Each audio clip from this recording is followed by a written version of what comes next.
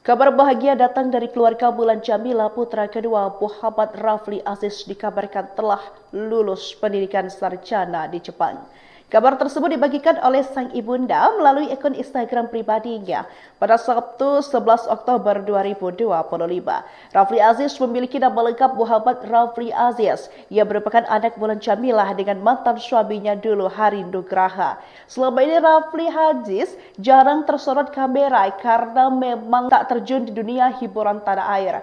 Kehidupan pribadinya pun tak banyak dikulik.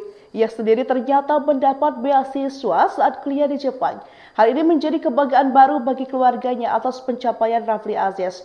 Mengenai tampang Rafli Aziz, terbilang tampan, kulitnya putih hingga membuat penampilannya tampak bersih. Sayang, di beberapa foto yang beredar, Rafli Aziz terlihat seperti pendiam dan tak berani gabung bersama.